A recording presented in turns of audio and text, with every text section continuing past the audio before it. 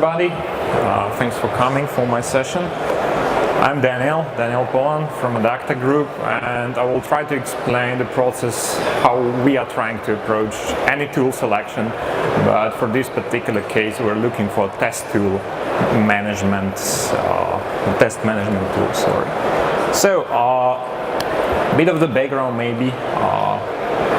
I'm QA lead there. We're building QA for one of our main projects, which is insurance information system. So complex insurance management, but we are multi-software company. So we were looking for a tool which will fulfill the requirements for other projects as well. So have you ever been involved in a tool selection? And which of you can understand it as a success? Nah? Really? Okay, so I hope this will help, just a few guidance through the process, and we'll see if you will get something out of it. So of course you can go Google and find tool, check some demos, whatever. But as my art teacher says at my high school, we were trying to get to Photoshop, you know, version 7 was new in that year, and we're trying to do a lot of stuff there. But actually, he says, no, take the pencil and first try to draw what you actually want to do, because then you will take a tool, there are a lot of features, and you will just slip up. You will use all the effects and stuff, and you will totally miss your goal. So that's what I'm trying to apply here as well. First, make sure that with the tool, you will get what you are expecting. So first, we didn't say we need a tool. When I joined the company, we were looking at the process and stuff, we were setting up everything, and then we said, okay, we have some mindset to be implemented, or it was already. Then we want to get something out of it, specify some goals, and then maybe we'll find a tool which will satisfy our requirements or not. So first we said we want really nice transparency of the testing. That was really the first things. Making better collaboration between the three roles you got in agile teams, so product management or business analysts in our case, developers and QA engineers, or in general all the QA stuff. So working together, have better collaboration. So goal out of it was that we want to have a tool which will fulfill the requirements of all these three roles. We don't want to have three different tools, because then the teams are not really cross-functional, because everybody has knowledge of something. By getting one tool will enable everybody to work in the same interface with their job. So then we said, okay, we got some mindsets of transparency and good collaboration. And what are the goals? What is the principle out of it? So we want to have a better overview of what was tested during release. We're looking for a really good integration with our CI. We were looking for linking and some coverage of test cases to requirements and to the tasks, etc., etc.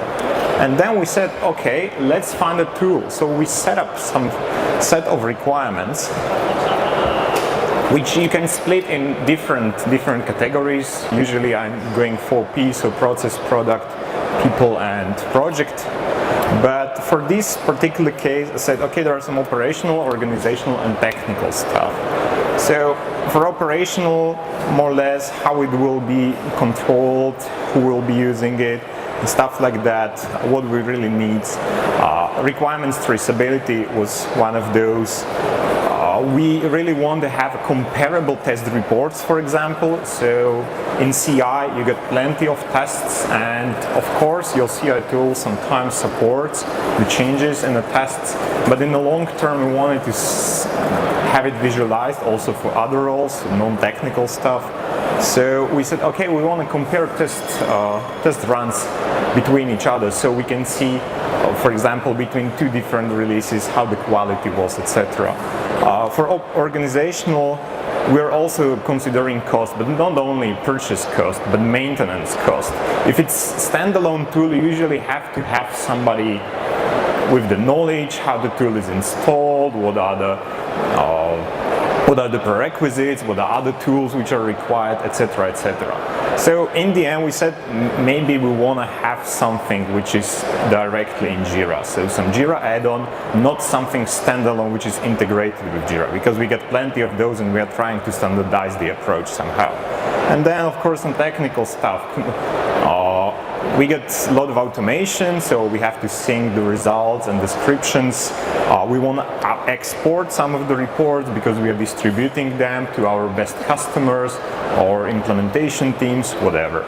So, and these requirements are mostly for the project I'm working on, but we're asking also for other projects, like, is there something else you will need? So this is how we did it. Then after we set this requirement based on the goals and all the mindset we say or the strategy we had, we said, okay, we'll find a tool which will meet these requirements. We did. I will get to that. But one thing to note: if you are implementing any of the tools, you should not roll out to all the teams at once.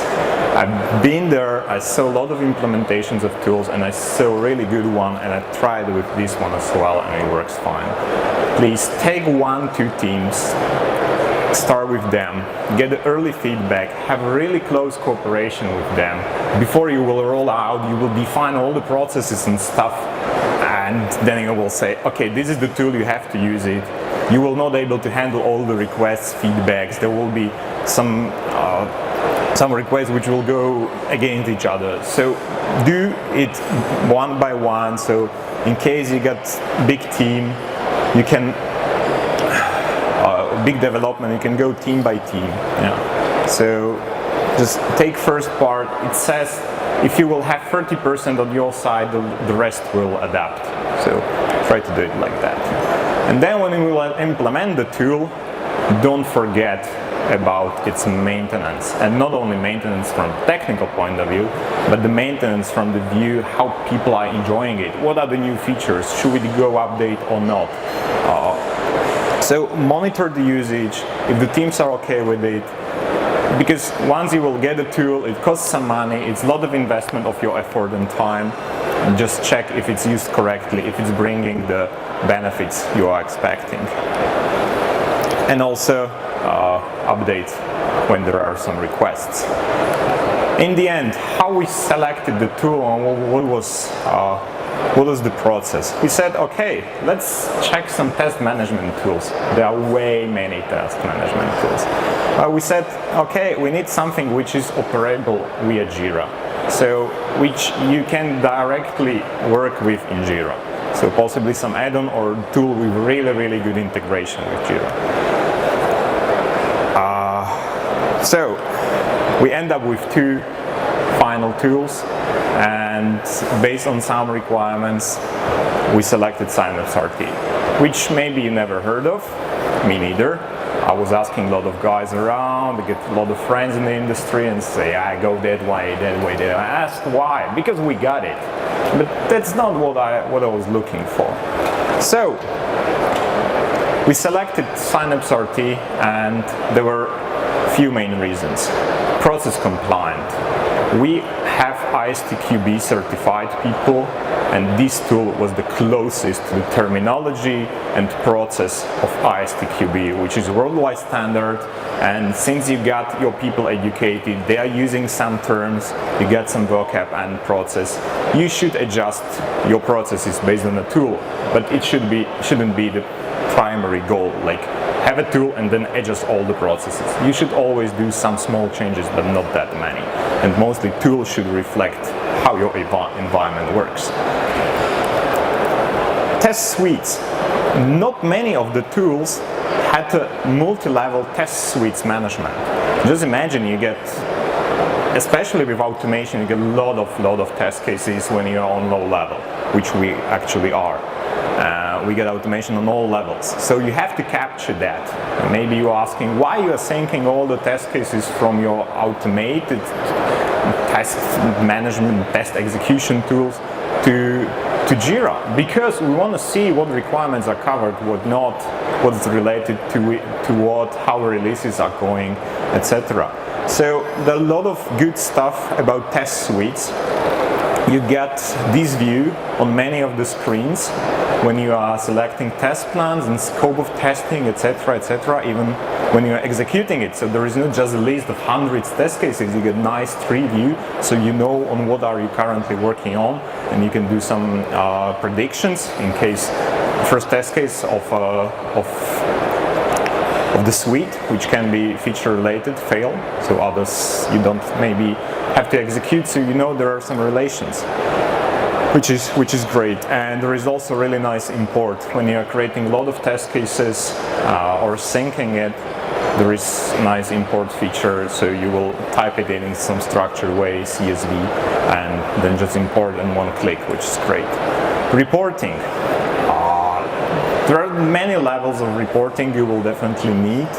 The main one is for your testers when doing the execution, so they see how it's going, but also for management. And honestly, primary reason for having this is also non-technical roles, so all the product people, management, so they can do easy decisions. And also for me as a QA lead, it's much easier to go to few pages in Jira and see the requirements and the releases, versions, test execution results, then go to one CI tool, then some documentation, then something else. So it's much nicer here. So there are plenty of standalone reports.